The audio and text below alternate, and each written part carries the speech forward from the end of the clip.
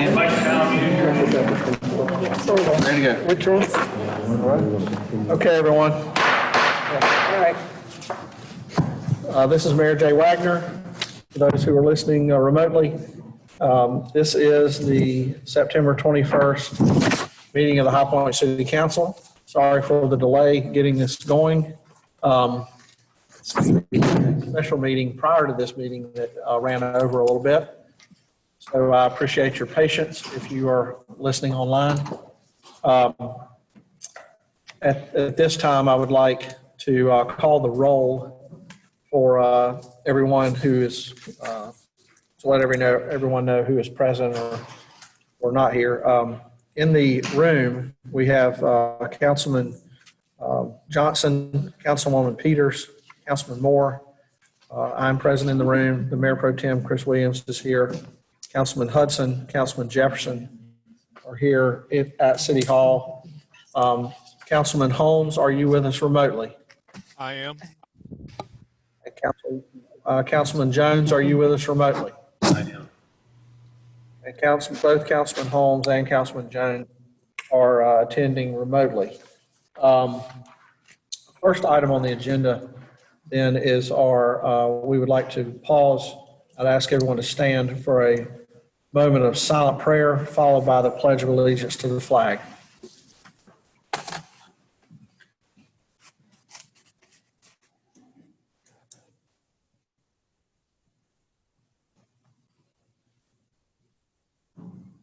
Amen. I pledge allegiance to the flag of the United States of America and to the republic for which it stands, one nation, under God, indivisible, with liberty and justice for all. Okay. Before we begin tonight, there are a couple of proclamations that I would like to read. The first one is in regard to National Recovery Month. Whereas behavioral health is an essential part of health and one's overall wellness. And whereas recovery from alcohol and other drug use occurs every day through a variety of recovery support resources and treatment programs. And whereas prevention of mental and substance abuse disorders works, treatment is effective, and people recover across North Carolina and around the nation. And whereas millions of people across the United States are in long-term recovery, living happy, healthy, and productive lives. And whereas we must encourage family and friends of individuals with mental and substance abuse disorders to implement preventative measures, recognize the signs of a problem, and guide those in need to appropriate treatment and recovery support services. And whereas education about recovery and addiction is essential to combating the stigma and discrimination faced by individuals in recovery and individuals who are still struggling with substance abuse disorder. And whereas to assist more individuals to achieve and sustain long-term recovery, the U.S. Department of Health and Human Services, the Substance Abuse and Mental Health Services Administration, the White House Office of National Drug Control Policy, and Caring Services Incorporated invite all residents of North Carolina to participate in National Recovery Month. Now, therefore, be it resolved that I, J.W. Wagner, Mayor of the City of High Point, do hereby proclaim the month of September 2020 as National Recovery Month in High Point, North Carolina, and call upon all the residents of High Point to observe this month with appropriate programs, activities, and ceremonies to support National Recovery Month.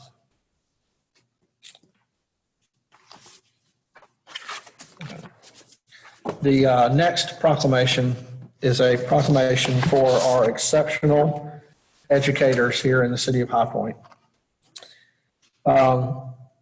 Whereas the schools of our city are comprised of exceptional educators, and whereas they seize the opportunities to uplift their students and remind students of their worth and potential, and whereas through their commitment to their schools, this group of extraordinary educators has earned the respect and trust of their colleagues. And whereas These educators were formally recognized by their community, which includes the High Point Schools Partnership, the High Point Community Foundation, High Point Discovered, and other supporters of these extraordinary teachers. Now, therefore, I, Mayor Jay Wagner, Mayor of the City of High Point, do hereby recognize these extraordinary educators listed below. I'm going to do my best on the name pronunciations. Forgive me if I get them wrong. Allen J. Elementary, Brittany Nunez. Allen J. Prep, Shayna Parker. T. Wingate Andrews High School, Jose Asensio. Fairview Elementary, Courtney Burns. Ferndale Middle, Michelle Smith. Florence Elementary, Jonathan LeGrand. High Point Central High School, Kayla Raynew. Johnson Street Global Studies, Freda Walker. Kearns Academy, Gary Gray. Kirkman Park Elementary, LaQuisa Litch. Middle College at GTCC High Point, Deanna Wynn. Montlou Academy, Shayna Winstead. Northwood Elementary, Lauren Smith. Oak Hill Elementary, Ebony Jones. Oak View Elementary, Nakia Mack. Parkview Village Elementary, Megan Smoot. Penn Griffin School of the Arts, Hector Gomez. Dean B. Pruitt Scale Academy, Sophonia Gilmore. Shady Brook Elementary, Kayla Tate. Southwest Elementary, Kimberly Threewitt. Southwest High, Stuart Cox. Southwest Middle, Anisha Cofield. Triangle Lake Montessori, Michelle King. Union Hill Elementary, Tessa Pendley. Wellborn Academy, Erica McLeod.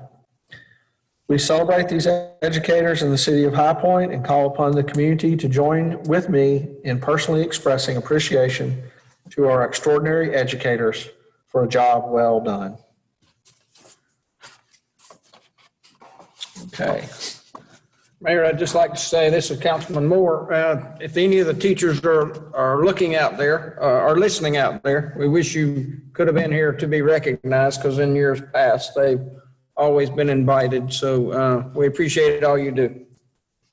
Likewise, and to follow up in that, everything going on with COVID-19 now and how most of our educators are dealing with educating our students, we wish them all the best as they hopefully transition to in-person learning or continue virtual learning.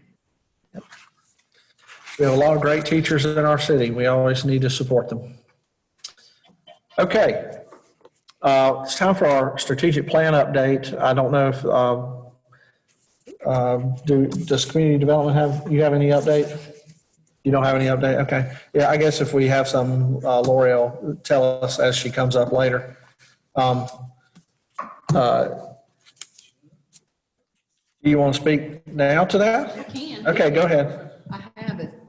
Oh, all right. Okay. Yes, on there. It'll say, it's not on the agenda, it'll say.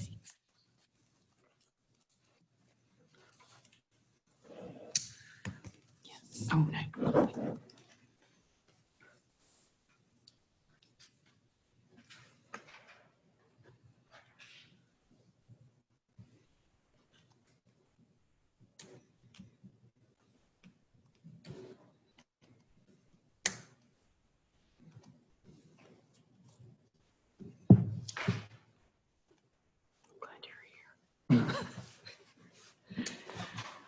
Good evening, Mayor, City Council. It's been a long time. So we do have an update for this month, and it's another good one, so I always want to report on these. This is where a house was repaired. So we had a house that came before City Council in August of last year for demolition.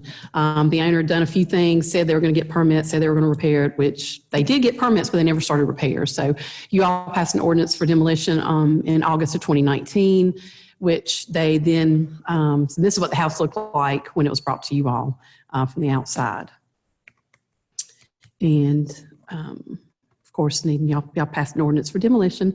But the owner contacted us after the meeting, said, I promise I'll make the repairs. We worked with them, and they did start repairs. And this is kind of in progress, the way it looked as they were going, of the work that was being done. We do not have any finished inside because they immediately, of course, moved somebody into the house when we were completed with it. So, but they obtained their permits and inspections, and then they finally finished the house in March of 2020, and it's currently rented. This is what it looks like now from the outside.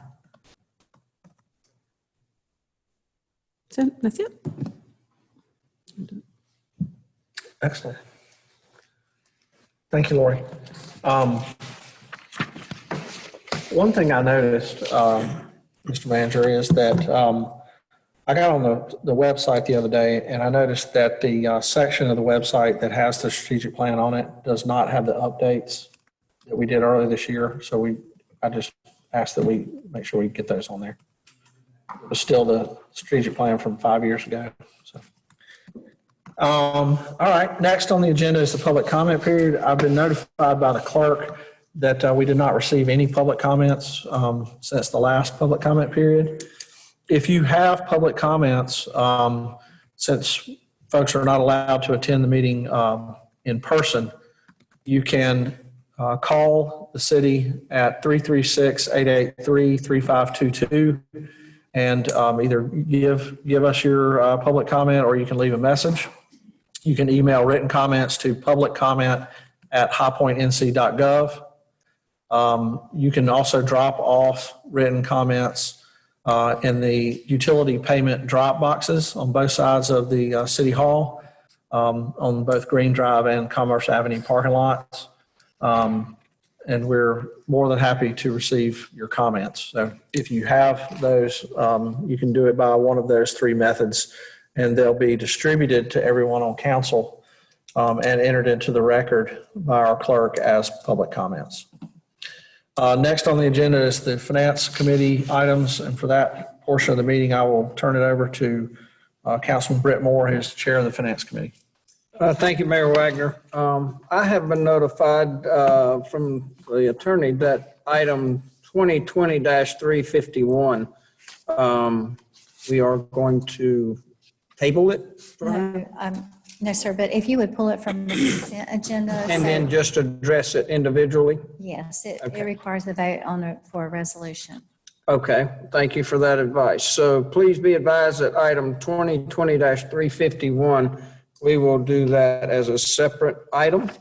All other items went before our regular scheduled Thursday meeting. They were approved, questions were answered. So the remaining balance, I would like to present to council with a favorable recommendation as a consent agenda.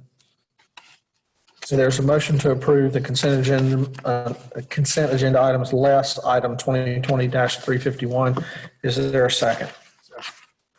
Second. Made by Britt Moore. I believe the second was Mr. Hudson. Is there any, are there any comments or questions regarding the consent agenda items? Yes, sir. Mr. Mayor, I see the appropriation for the $6.5 million to Housing Authority for Daniel Brooks. I know that was a bond that was approved, but is it possible that at a certain point, maybe in our Community Development Committee, if we have any updates on where they stand with that, on their progress or timeline? I know that's not our project, but if we could get any sort of updates on where they are, I think that would be helpful. Thank you. I know I've had a lot of residents ask about that, about their timeline and how that's going. Yeah. No, I wasn't saying that to hold us up from voting, but just in seeing it, I know I've had a lot of residents ask about it. Someone saw it was on our agenda today and wanted to know where it stood, and I said, I was going to see if we could update. Thank you. Any other questions or comments on this item? Hearing none, I will call the roll for approval of the consent agenda items minus item 2020-351. Councilman Holmes, how do you vote? Aye. Councilman Johnson? Aye. Councilwoman Peters? Aye. Councilman Moore? Aye. Mayor Pro Tem Williams? Aye. Councilman Hudson? Aye. Councilman Jones. Aye. Councilman Jefferson. Aye. And the mayor votes aye. So all of those items on the consent agenda are approved by a vote of 9-0.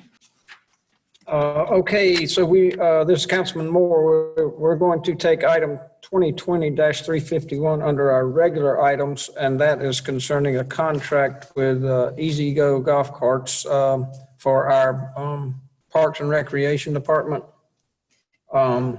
Is there? Yes, sir. The only thing that we needed was a vote by council to adopt a resolution on the matter. My internet was down and we were trying to get you a hard copy, but if you will now check your inboxes for email, there is a copy of the resolution that will be adopted. There's no substantial change or anything that would change, I believe, the way that you are voting. It was already on consent.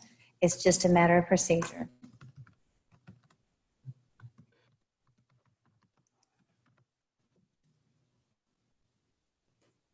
So I would ask if you would consider adopting that resolution. Mr. Mayor, I move that we adopt the resolution. Okay, there's a motion. Second. Okay. Motion by Councilman Cyril Jefferson and seconded by Councilman Wesley Hudson to approve the resolution. This is for lease of golf carts is it both of our golf courses? It is. Okay, for both golf courses. And it just so happens that that lease requires a resolution to be adopted. So Yeah. that's why we had to pull it from the And consent. this is, I think it's a 3-year, It is is that 3 correct? years. 3-year lease. Are there any questions on the proposal? Okay. Hearing none, I will call the roll. This is for approval of item 2020-351. Councilman Holmes, how do you vote? Aye. Councilman Johnson? Aye. Councilwoman Peters? Aye. Councilman Moore? Aye. Mayor Pro Tem Williams? Aye. Councilman Hudson? Aye. Councilman Jones? Aye. Councilman Jefferson? Aye. And mayor votes aye, so that vote is approved. That item is approved by a vote of 9-0. That's all for finance. Okay, thank you, Mr. Moore. Let me get switched back over to our agenda. Next on the agenda is Prosperity and Livability Committee items, and I'll turn that over to Councilmember Hudson. Thank you, Mr. Mayor.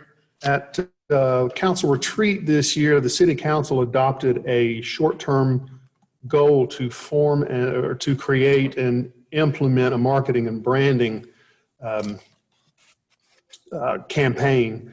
And as part of that, as a first step, the Prosperity and Livability Committee would ask City Council to approve the creation of a task force for marketing and branding. And I will present that in a form of a motion to accept and approve item 2020-362. Second. Okay, there's a motion by Mr. Hudson. Was that Mr. Holmes that seconded?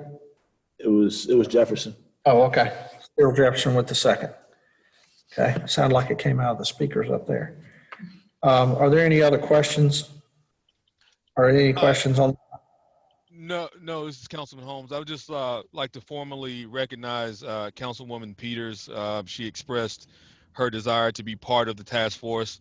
I know she's also on the Prosperity and Livability Committee, so I'd like to formally recognize and move that Councilwoman Peters be added to the role, the roster of the task force. Thank you, Michael. I thought I was already on it, so I just noticed that my name wasn't there. So thank you, Councilman Holmes. Are you, it was your motion, Mr. Hudson. Are you fine with that? Absolutely, she should be on. Sorry for the omission. That's okay. No All right. worries. It was just an oversight, apparently. Okay.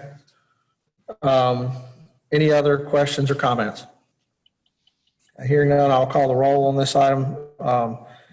The motion is for approval of creation of a marketing and branding task force and the appointees proposed by the Prosperity and Livability Committee.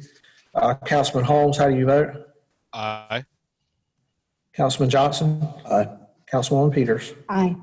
Councilman Moore? Aye. Mayor Pro Tem Williams? Aye. Councilman Hudson? Aye. Councilman Jones? Aye. Councilman Jefferson? Aye. And Mayor votes aye. That item is approved by a vote of 9-0. That's all we have, Mr. Mayor. Thank you. All right. Okay. Next on the agenda are the Community Development Committee items, and for that, I will turn the meeting over to the Mayor Pro Tem, Chris Williams. Thank you, Mr. Mayor. The first item up, we have actually two tonight. So the first item is item 2020-358, ordinance demolition of dwelling at 723 Fairview Street. I'll turn it over to Lori.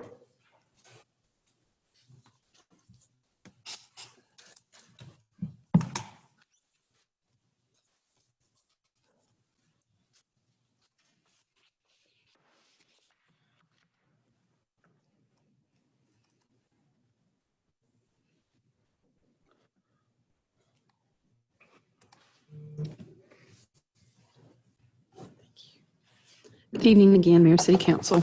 Okay, I got to figure out how to do this. I'm not used to. Okay. The case we have tonight is, the first one is 723 Fairview Street. The inspector, we initiated this after observing the property. We started a case. The first inspection was on January 8th of 2019. We held a hearing on October 14th of 2019. There is a time lapse. There was air property, so we did have to advertise this in the newspaper. No one appeared for the hearing. We issued an order to repair on December 17th of 2019 with a compliance date of January 17th, 2020.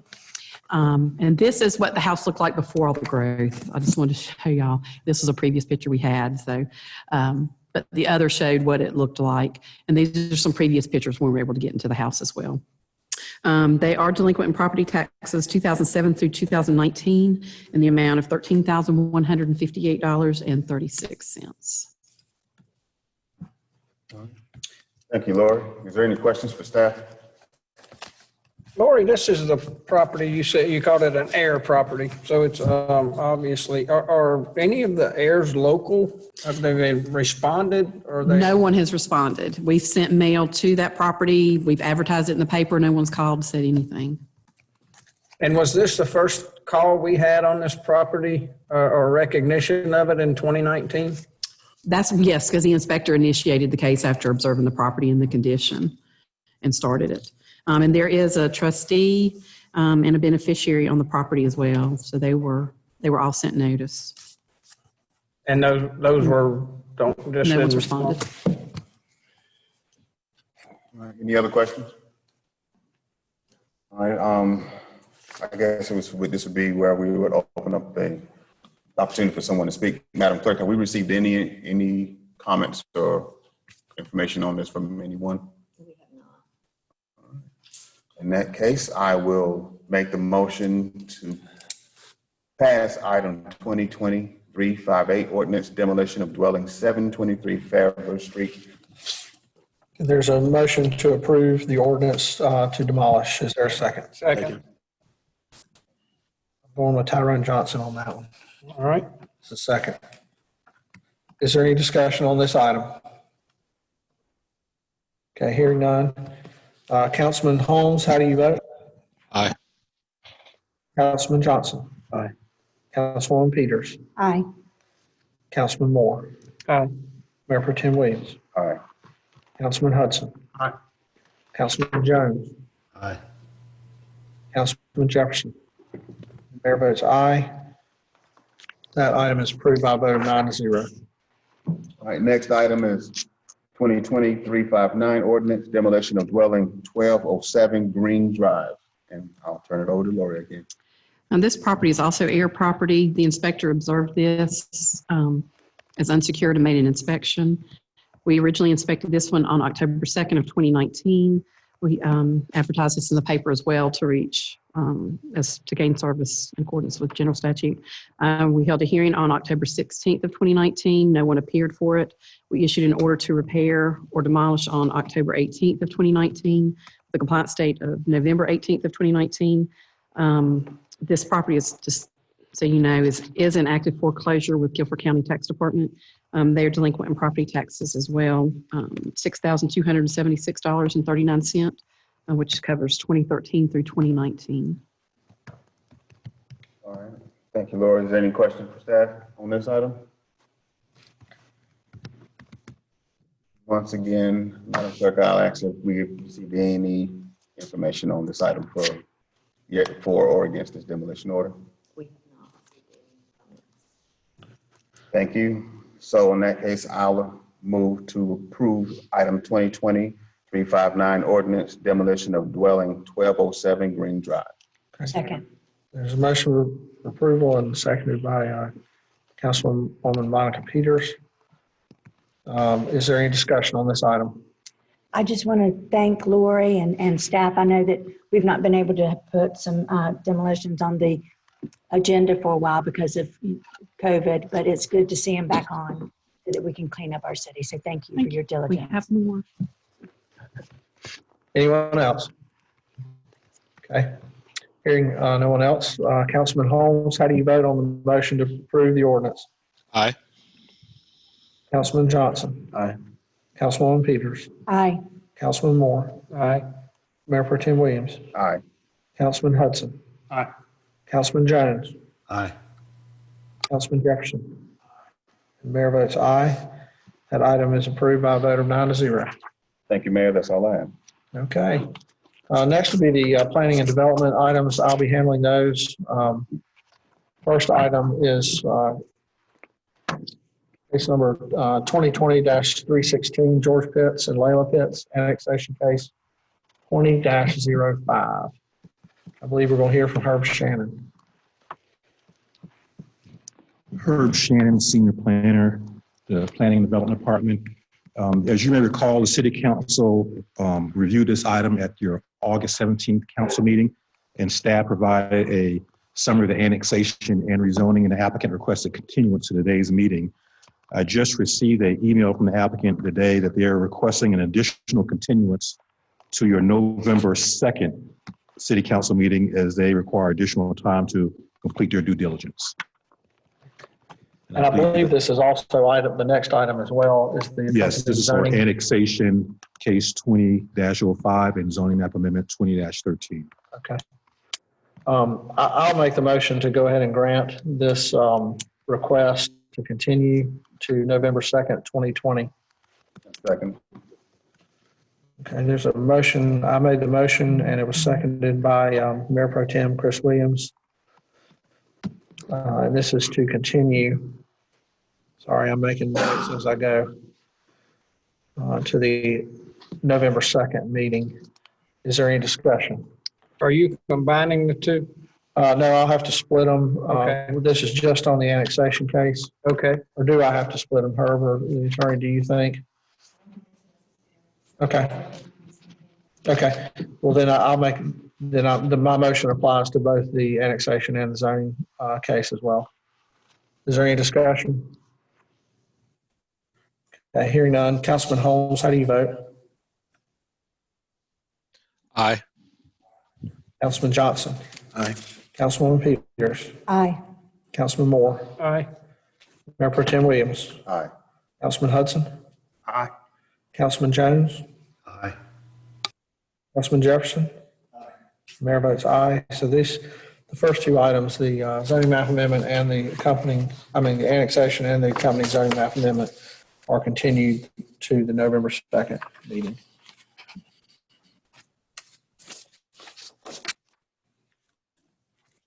Next item then is, Lindsay Commercial Property Zoning Map Amendment 20-15. Yes, Mr. Mayor. Herb Shannon, Senior Planner with the Planning and Development Department. The zoning case 20-15 is a request to rezone a 1.1 acre site located along the east side of King Street, approximately 175 feet west of West Market Center Drive, from its current conditional use general business district to a light industrial district. The applicant is requesting rezoning to the LI district to permit assembly and warehousing within the existing 15,000 square foot structure on the site. Historically, parcels in this block have had a combination of light industrial and general business district zoning. With the adoption of the current development ordinance in 2017, Additional flexibility has been added to lands within the core city area. This property is within the core city area, which allows some existing light industrial zone property that are already developed to allow commercial uses. So the requested LI district allows the applicant to meet the current demand for some warehouse and assembly space, but it also will allow some future commercial use as market demands change. And that's been the issue with this specific area of the city. Uses have been switching back and forth between commercial and industrial depending on real estate market demands. The LI district will allow both opportunities for industrial use and commercial use on this property as it does contain an existing structure. The Planning and Development Department has reviewed this request and recommends approval.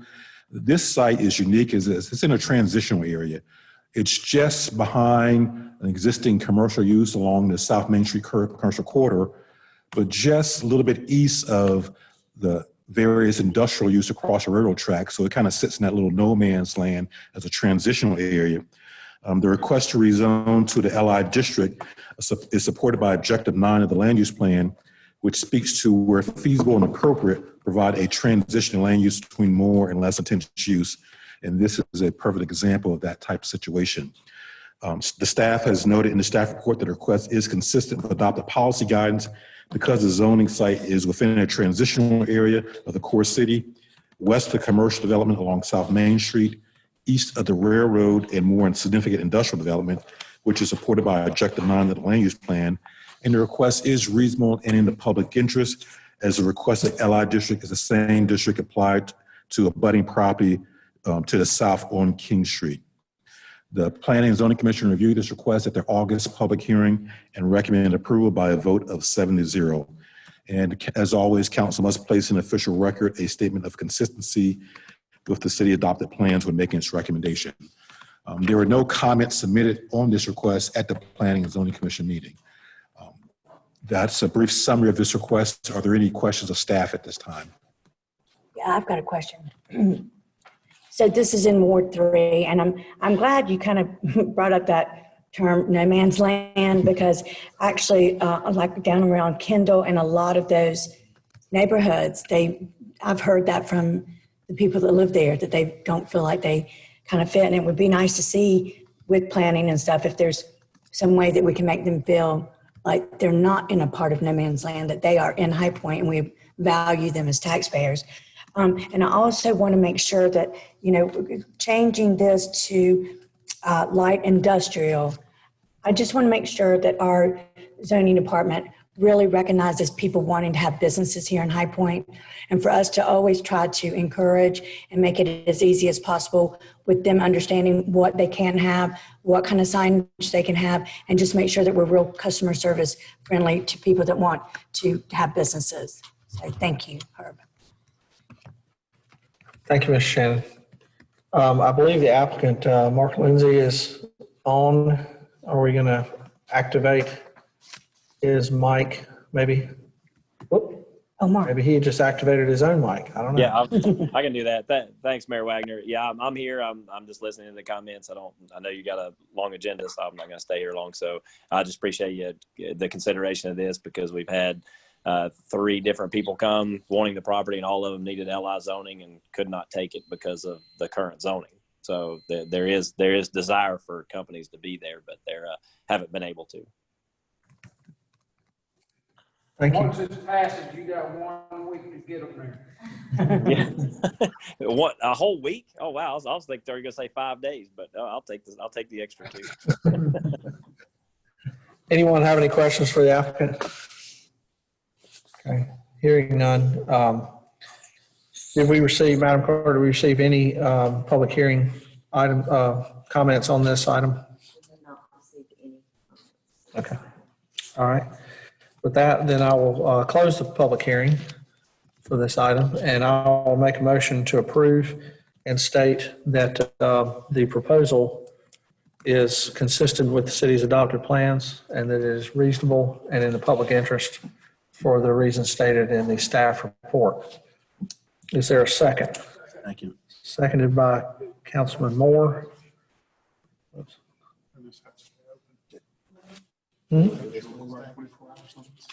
Oh, that's a good point. We can't vote on this yet. All right. Y'all keep me straight. I see Lee's back there shaking in his boots. All right. I've already made the motion, though. We'll hold the motion open. I withdraw my motion. All right, I'll withdraw my motion. All right. So we will vote on this. When are we being back? September 23rd at 5:30. Oh, yeah, it's on this sheet of paper y'all gave me. When in doubt, read on. All right, y'all keep me straight. I just get so excited when I see a new zoning case. All right, next on the agenda is zoning map amendment 20-16.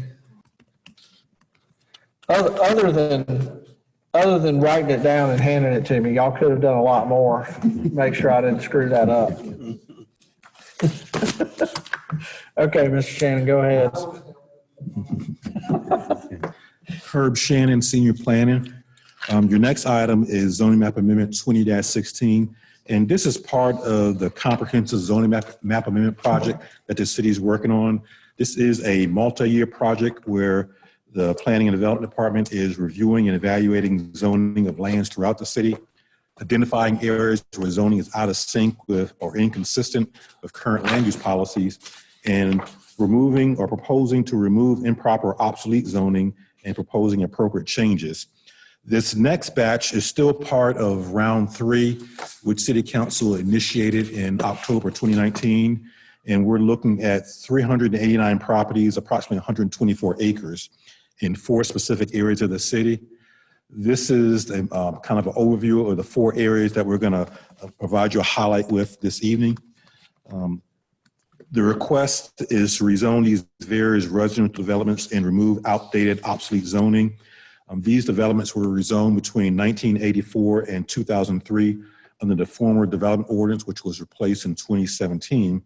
And the purpose is to remove the conditional use designations as development conditions for these developments have been met. The first area, noted as map 1, is at the intersection of Hartley Drive and Ingleside Drive. That area highlighted in teal is the area under consideration. And you have the Hartley Square condominium development, a single-family dwelling at 2701 Ingleside Drive, and a triangle sliver of land. All this area is zoned conditional use residential multifamily 16 from a 1995 case. The primary conditions were dealing with right-of-way dedication for extension of Ingleside Drive and right-of-way dedication for Hartley. All those road improvements have taken place. With the extension of Ingleside Drive, it was done in such a manner that this 7.5-acre site was split off, where the east side of Ingleside Drive developed with the Hartley Square condominiums, and you had a single-family home developed at 2701 Ingleside, and then just a sliver of property that was acquired by this abutting apartment complex used as common area. All the conditions have been met. The road has been improved. You had a chance to drive out there. All that is completed. So staff is recommending rezoning in a manner that matches the existing zoning pattern. For the Hartley Square development, we're recommending rezoning from conditional use RM16 to RM16. 2701 Ingleside Drive is currently conditional use RM16. A single family home was developed on that site in 2000. So staff is recommending that it be rezoned to the R5 district that matches the zoning of the abutting single family neighborhood to the north. And this 5,800 square foot triangle area that was conditional use RM16, staff is recommending rezoning to the RM26 district as that matches the zoning of that abutting apartment complex. Are there any questions on map 1? Okay. This is just an aerial of that area. Map 2 is also for lands along West Hartley Drive. This is directly across from the YMCA, and you have the Fox Hollow apartment complex, the Brookdale Assisted Living Facility, Franklin Ridge apartment complex, and a property at 4111 Green Valley Drive that is developed with a single family home. In the early 1980s, 1984, when this property received zoning approval, it was all under single ownership. And it was zoned for office institutional use at that time. Later, that was amended or changes to our development ordinance. And the applicant came back also in 1989 to change the zoning for this back area to remove the office institutional, as that allowed multifamily use, and rezone it to a residential district. All of this area has fully developed, so staff is recommending rezoning of the Fox Hollow Apartments, the Brookdale Assisted Living Facility, and the Franklin Ridge Apartment Complex from conditional use RM16 to RM16. As far as the dwelling off of Green Valley Drive, that has developed with a single-family dwelling. Staff is recommending that be rezoned from the conditional use R5 to the R3 district, as that is the same zoning that the rest of that neighborhood has been developed to. We had quite a few phone calls from the neighbors from this area. Their main concern was, would Green Valley Drive be extended? And with the development, the last to develop out here was the Franklin Ridge Department. With the development of the Franklin Ridge Department, there's no way you can extend that. And there's also a stream that runs through there. In 1999, there was a condition that if this property is ever subdivided, that you have to build a cul-de-sac in order to build another home there.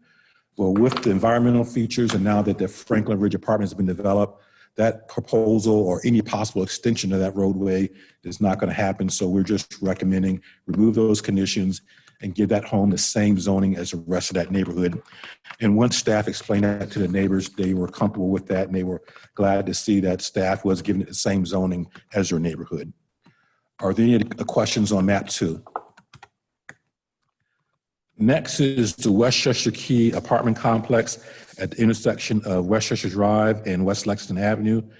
This apartment complex was built in 1972, but in 1991, a zoning application came in that originally the apartment complex included some lands along West Lexington Avenue. That 1991 zoning kind of carved off that area for commercial development, and conditions were placed over the apartment complex regarding access.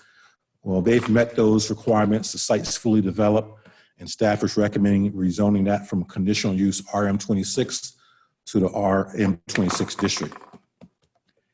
Any questions on map number 3? Tell me what you're changing it to. I think the glass got in the way. From conditional use residential multifamily 26 to residential multifamily 26.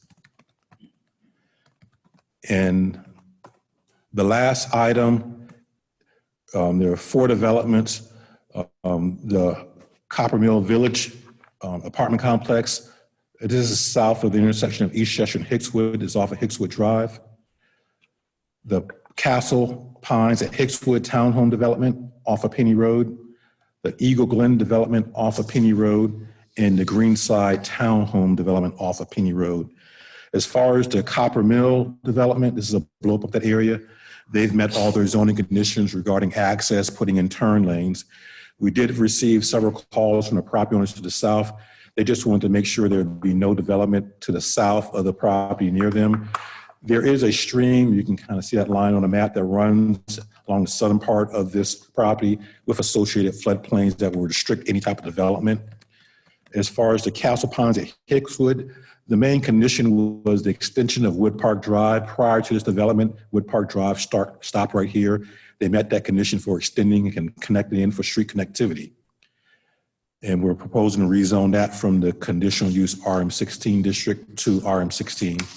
Same thing for the apartment complex, rezone that from conditional use RM16 to RM16. The Eagle Glen Townhome Development, that received zoning approval in the 1990s. They had conditions pertaining to dedicating land for improvements of Penny Road and turn lanes and landscaping along the frontage. They've met all of those requirements. So staff is recommending rezoning from the conditional use RM5 district to just RM5. And finally, the Greenside Townhome Development. This is the only one of the developments that's before you today that's not fully developed. It's about 60% developed. Staff had the opportunity to speak with the Homeowners Association's president. They had no objections to rezoning, as they felt the few remaining lots, their Homeowner Association's rules and regulations will ensure that that developed similar to the other properties in that development. So staff is recommending rezoning this from conditional use RM5 district to RM5. In total, we had about 75 calls. Those over this, and staff were able to address their questions. Pretty similar to the last time we presented to you, where they wanted to make sure there were no changes in use, because we not only notified the property owners, we notified all the property owners from 300 feet. So they wanted to make sure there's no new development, make sure no change to HOA rules. A lot of people had questions, was this part of any road improvement? And those property owners from 300 feet wanted to make sure that only this development was being changed and not theirs. That was the bulk of the comments that were received. Staff is recommending approval and that the request is consistent with adopted policy guidance because proposed zoning map amendments are supported by various land use designations for these areas and as contained on adopted land use plan. And the request is reasonable in the public interest because the amendments are needed to remove unneeded restrictions on the properties and to remove outdated conditional use zoning. The Planning and Zoning Commission reviewed this at their August public hearing and recommend approval by a vote of 7-0. That's a summary of those areas under consideration for zoning map amendment 2016. Are there any questions of staff on any of those areas? Thank you, Mr. Shannon. And since the city. I do have a comment, sorry. One last question. I do. Okay, go ahead. So I did get a complaint about a month ago, and I presented it to management, and they got it cleaned up. But is this a good time with the rezoning of, to make it multifamily, that we make sure that they understand our policy and ordinances about not dumping furniture out on the side of the street? Is this a good time to maybe? I believe that may be a make sure that separate the people- issue. Yeah, because, they picked up the furniture, and then I got an email like 3 days later, and there was more stuff. So I just want to make sure that people are aware of what they cannot do, that they cannot put old furniture in the street. So, our sanitation personnel have met with those multifamily, with the management of it. And so they're spreading the word, and we're also trying to contact other multifamily management companies to do the same. perfect, thank you. Thank you, Mr. Shannon. Okay, so I'm not going to try to vote on this. The public hearing on the preceding item and this item will remain open for a period of 24 hours. Council will reconvene to take action on those Wednesday, the 23rd at 5:30. All right. So that is the end of the planning and development portion of the agenda. We have several general business items, and we have a couple of, before we get to those, actually there's an addendum. We've been asked to add a couple of items. One is an appointment to the Historic Preservation Commission, and another one is a change to the downtown incentives policy. And I will make a motion that we suspend the rules to add those two items. So my motion has been seconded by Councilman Cyril Jefferson. Is there any discussion on the motion to suspend the rules? Okay, hearing none, then I will call the roll on that motion. Councilman Holmes, how do you vote? Aye. Councilman Johnson? Aye. Councilwoman Peters? Aye. Councilman Moore? Mayor Pro Tem Williams? Aye. Councilman Hudson? Aye. Councilman Jones? Aye. Councilman Jefferson? And mayor votes aye. So the agenda, these two items have been added to the agenda. I'm going to send some information down, Brett, if you'll pass those away. And I'll send 3 of them this way. The first item then will be this amendment to the incentives policy. We had discussed this previously. What this does is it amends the recently adopted downtown office incentives policy to include the language that you see underlined in the first paragraph. It would amend it to include, it would state that any qualifying project, it would apply to any qualifying project located in the downtown municipal service district that's under construction as of December 31st, 2020, and will remain in effect until such project is leased at 95% capacity. Mayor, I just note you guys have hard copies, and the two council members that are participating remotely are receiving those by email. Okay. Mr. Holmes and Mr. Jones, did you receive those items by email and had a chance to review them? Yes. Yes. All right. Then I will make a motion to approve this revision to the downtown office incentives policy. Is there a second? Second. Seconded by Councilman Hudson. Is there any discussion? Okay, hearing none. Councilman Holmes, how do you vote? Aye. Councilman Johnson? Aye. Councilwoman Peters? Aye. Councilman Moore? Mayor Pro Tem Williams? Aye. Councilman Hudson? Aye. Councilman Jones?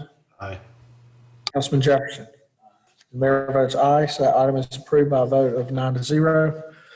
Next is an appointment to the Historic Preservation Commission, Jeremy Finema. I think this is Councilman Jones's Ward 5 appointee. Councilman Jones, would you like to speak to this item? I had gotten a notice that my appointment was up and noticed that my current appointment, John Fitzwater, sorry, dogs are going off. His appointment was up and I found out that he actually lives just inside of Ward 6. And so I was looking for someone to take that seat, and Jeremy Finema reached out and said he would be willing to serve in some capacity. And he does actually have the background needed to fill that type of board seat because, as you guys all know, that is one of the few boards that has some background history requirements. So I'm excited to see his what he can do to contribute. And this took, over a month to find somebody in Ward 5 that had the right qualifications. Okay, are you making a motion for approval of the item? Yes, I will make that motion. Okay, is there a second? Second. Seconded by Councilman Tyron Johnson. Is there any discussion on this appointment? Okay, hearing none. Councilman Holmes, how do you vote? Aye. Councilman Johnson? Aye. Councilwoman Peters? Aye. Councilman Moore? Mayor Pro Tem Williams? Aye. Councilman Hudson? Aye. Councilman Jones? Aye. Councilman Jefferson? Aye. And the mayor votes aye, so that item is approved. Next on the agenda is a discussion regarding the use of the pit. My understanding was that item, we don't need to talk about that item, or do we? Well, it was removed, or the request was withdrawn for use of the facility. But since we have new members, if we could take just 4 or 5 minutes and let the staff kind of brief you on the facility so that you'll all know the limitations associated with it. So with that, I'll ask Greg if he would address the issue. So the request came in for usage of the pit, and in looking at the current policy, there's not, in the city attorney's office assisted, there's not a adopted policy document or lease that's been approved for rental of that facility. And so in doing so, the question was, is it ADA accessible? What are the current parameters for usage of that facility or to be able to lease it out? So staff put together just a list of some of the items that we know of without doing a deep dive into it. And a lot of it comes down to accessibility. As you're aware, there's one ramp in and out. It's very steep. There's not a elevator or lift or some other access point there. And the other part that is somewhat of a conflict is the parking spaces for some of the businesses that are immediately to the east of the pit have to have their access to that property. So if we shut it down or lease it or in any way block it, there has to be some consideration for parking there. We did receive toward the end of last week communication from one of the business owners concerned about any changes there, but also concerned about the possibility that they might lose their parking or possibility that there might be some impact on their property. We are certainly interested if there's a committee that's the appropriate committee that wants to dive into it deeper, but the access issues are really big. There's lack of water, sewer, public meeting type facilities that we would provide if it were going to be in a public space such as a square or one of our parks or any other location, just because of the nature of the one way in, one way out, it is somewhat limited. So we got some of the subject matter experts here, some of the names that you see on the one page there, white paper that just says, here's kind of where we're starting. There's going to need to be some fairly significant improvements to access if we wish to have that be a city leased property at least.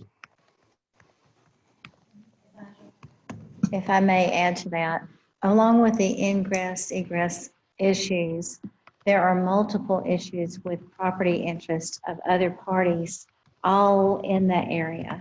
They overlap. When we looked at it the last time, there's an area, a surfaced area that is on, I'll say, the upper level, the middle level, if you're calling it at the bottom, I guess, off of Main Street. 3 levels. This would be the third level, I guess, off of Main Street, That's the plaza level. the plaza level. That if we were going to have events, even though that area also has other property interests that are there, and we would have to ask for permission from those individuals, that seemed like a better area and a safer area to begin looking at. But there's a lot of title work and a lot of permission from other property owners involved in the use of that property. I think the recommendation we'd like to make to you at this time is that being that the request that we had to use the pit has now been withdrawn, that the staff would like to take some time and look back at it. There is a number of issues that have to be addressed before this area can really be used on any kind of public activity. And so we'd like to, if you'd like to assign it to one of the committees, we'll be happy to work with them. But I think at this point, we'd recommend that no action be taken as far as allowing activities in the pit area until we can work through a number of these issues. My recollection of in the pit, there's a lot of history in the pit. There's a lot of history there. Going back to really to the 1960s.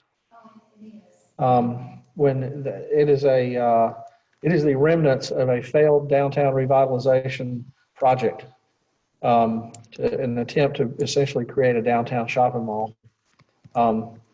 By building a parking deck in the middle of that block. What you see over there are the remnants of that parking deck. The plaza level, comes in right off of Main Street, but then there were levels below that. And I actually can remember going to the old Nobles and where that section we now call the pit was underground. And that was many moons ago. But at any rate, it seems odd to me that with the construction they did in the 1960s, that a lot of those title issues wouldn't have been cleaned up. But yeah. And to determine whether those automatically expired for, if there was ever a date that they expired. Yeah. There's still a lot of work to do. I know at one time we had just put a little bit of money into it and we put up some fencing maybe to try to make it safe. And this was maybe 6 or 7 years ago, something like that. We put up some temporary fencing so people wouldn't fall and hurt themselves, and brought in, did we ever bring in some porta-johns, or did we require people to bring in their own porta-johns if they were having stuff there? David Briggs is shaking his head. Yeah. But there have been a few events in there over time. I'm not sure that those were actually in. We were lucky. Actually what? In writing. Actually what? In writing. Well, the one I did was, I'll make sure of that again. Uh-oh. So, I've been to 2 or 3 actual real events, not just loose gatherings of people there. But I will say that I did get a call today from a property owner there have been problems with homeless people living down in that area, breaking into some of the buildings along that block. Yeah, getting up on the roof of buildings in that area. So we have an enforcement issue in that area as well. And part of that is, that's not city property, but we still are responsible, I think, to try to enforce some rules down in there. We are well aware. Okay. Have we listed that property for sale yet? That's what we're No. looking at, weren't we thinking about? I think we've talked to some people about the possible development of it, but as far as listed it, no, I don't think there's any. Okay, because it'd be cool if it was bought and they built something there, even like downtown apartments or something. And then that plaza area would be safe. And then we could have really cool concerts and stuff out on that plaza level, and then have like a nice building with livable, There was livability and a plan put forth a long time ago that was a pretty ambitious plan. I think Peter Freeman had put it forward, and it used the existing parking facility elevator tower to give us that access between floors and whatnot. But it all has to do with how ambitious we want to get. But then I'll make the motion, I guess, to put this in prosperity and livability and have y'all take a look at it. That's been discussed Okay. many times with P&L. So that's Amber for second. Okay. Yeah. So there's a motion and a second to place this item in prosperity and livability committee. Is there any discussion? Yeah, Mr. Mayor, this is Councilman Jefferson. I'd like to thank Manager McCaslin, Assistant Manager Ferguson, and also I believe David Briggs, who's our director of High Point Theater, for working with some of the residents who reached out, who wanted to hold an event there. They were going to come today and try to ask us if they could do it, and they were going to, I think, try to accomplish all the prerequisites to pull it off. But obviously knowing that it is a very complicated and very nuanced effort, I'm glad that they rescinded that request, and they do desire, I think, down the road to utilize the pit in some capacity, and maybe with some ongoing events that can generate some more foot traffic downtown. I think it is in the best interest of our livability of the city that we come up with something. So thank you, staff, for those who have worked with residents to try to make that happen. And I'm glad that we'll be able to, to work something out now and make that happen. Also, thank you, Chairman Hudson, for volunteering to put that into your committee. I'm always glad to talk. Okay. Any other discussion on the pit? Okay. Hearing none, I'll just call the roll for the vote, just to place this in P&L committee. Councilman Holmes, how do you vote? Aye. Councilman Johnson? Aye. Councilwoman Peters? Aye. Councilman Moore? Mayor Pro Tem Williams? Aye. Councilman Hudson? Aye. Councilman Jones? Aye. Councilman Jefferson? Aye. Mayor votes aye. So this matter will be placed into P&L, and a couple of weeks, you guys should be back to us with a plan, right? Sounds good. Right. Approved by a vote of 9-0. I'm sure y'all do a great job. Let's see here. Let me get back to my agenda. There's a Human Relations Commission. Councilman Jones has an appointment of Betsy Clark. Councilman Jones, do you want to speak? Hopefully the dog doesn't join me this time, but Ann Dawson did a great job serving on that appointment for a while, and because of some other obligations in the community, needed to step back. I've connected Betsy with Ann for her to discuss the board and what the board does, and Jelani's been very helpful at the city, and I'm just excited to have Betsy fill that seat. I know she's got a good heart for the community. She'll do a good job. And I'll make the motion to appoint. Seconded by Councilman Victor Jones. Seconded by Councilman Britt Moore. Is there any discussion on this item? Hearing none, I'll call the roll. Councilman Holmes, how do you vote? Aye. Councilman Johnson? Aye. Councilwoman Peters? Aye. Councilman Moore? Mayor Pro Tem Williams? Aye. Councilman Hudson? Aye. Councilman Jones? Aye. Councilman Jefferson? Aye. Mayor votes aye. So that item's approved by a vote of 9-0. Last on the general business agenda is our renewal of our employee and health and dental care with Cigna. And council had a briefing on this immediately prior to this meeting. And I will make the motion to approve that item. Second. Seconded by Councilwoman Monica Peters. Is there any discussion? For those who weren't around, weren't listening during that briefing, it actually took place just prior to this meeting. Essentially the increase in our health and dental plan for our employees is around 6% for the coming year.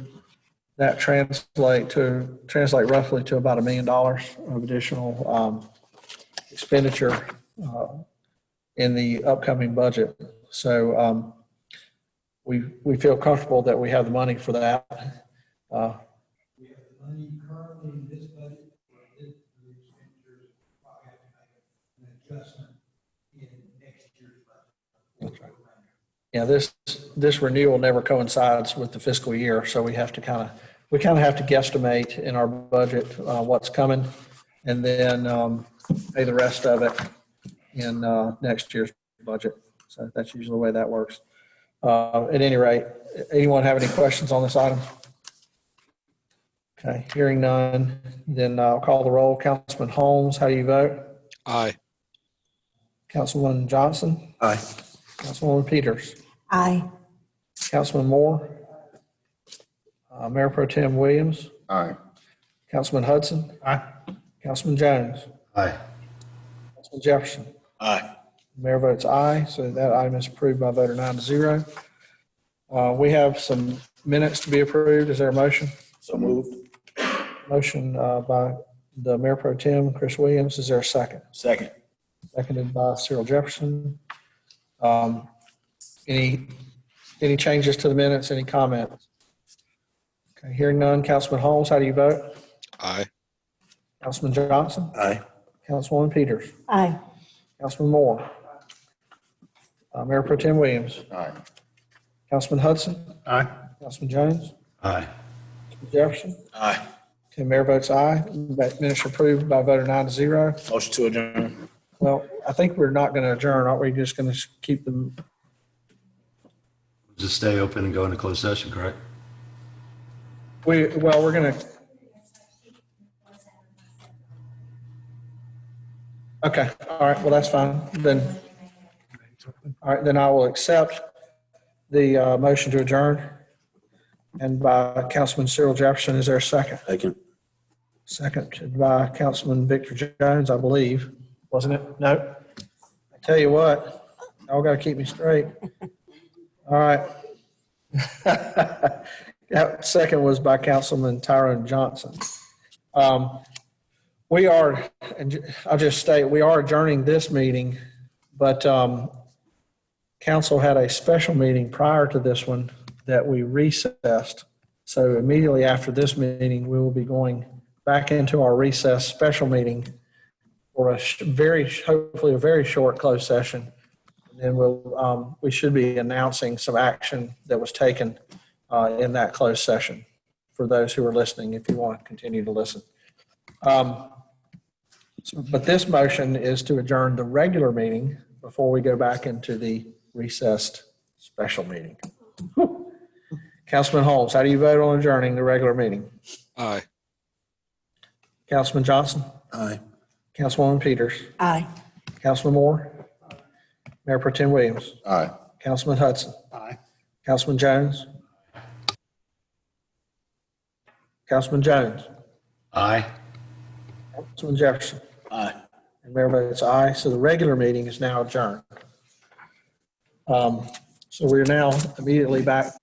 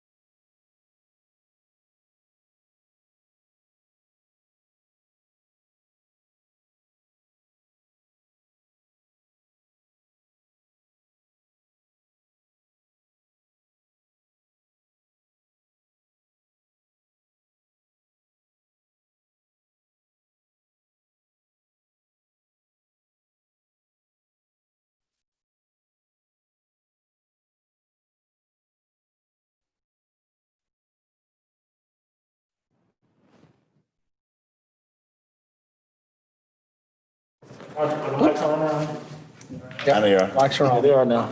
Mic check. Okay, for anyone out there who is still listening, this is we're back in open session from the special meeting that was called earlier today.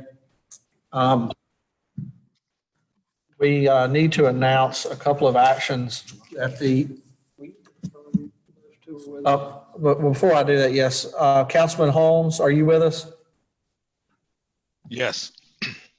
And Councilman Jones, are you with us? Councilman Jones, are you with us? Your mic is on or Yeah. off? Okay. All right. Need to announce a couple of actions that the city council took in closed session for personnel reasons. The first one is the council voted to give a 1% increase to our increase in pay to the city clerk, Lisa Veerling, but also add to her compensation package a 401k match, which we were not doing prior to this year for her, up to 6% of her contribution to her 401k. We thanked her for her long period of service to the city and her efficiency in running her department. And we also discussed with her plans for the future of her department. In addition, the council met with and did an evaluation of the city attorney, Joanne Carlisle. And we approved, first of all, we thanked her for her work as well in a very challenging year, very challenging environment with all of that has happened in 2020, the various states of emergency we've been under, the unrest that our city and nation has experienced, and also dealing with COVID and the departure of the city manager. In recognition of that, we voted to give the city attorney a 2% increase in pay and also pay her a $20,000 one-time bonus for her service kind of above and beyond the call of duty during this year. I think that the council recognizes that we have very talented folks in our city clerk's office and our city attorney as well. And we really appreciate their service. We recognize also this is a very challenging budget year for the city of High Point. We are in a situation where we have had to lay off some city employees, have had to enact a hiring freeze and have had to limit pay raises across the board for everyone to 1%. So it is a very challenging year, but we have very good employees, and we want to make sure that we take care of them because they provide such a high level of service to the city. So with that announcement, is there anything else to come before the meeting? If not, then I'll entertain a motion to adjourn the special meeting. Motion to adjourn. Motion has been made to adjourn by Councilman Wesley Hudson. Is there a second? Second. Linda. Seconded by Councilwoman Monica Peters. I will ask, is there anyone who objects to the adjourning of the special meeting? Hearing no objection, the special meeting is adjourned.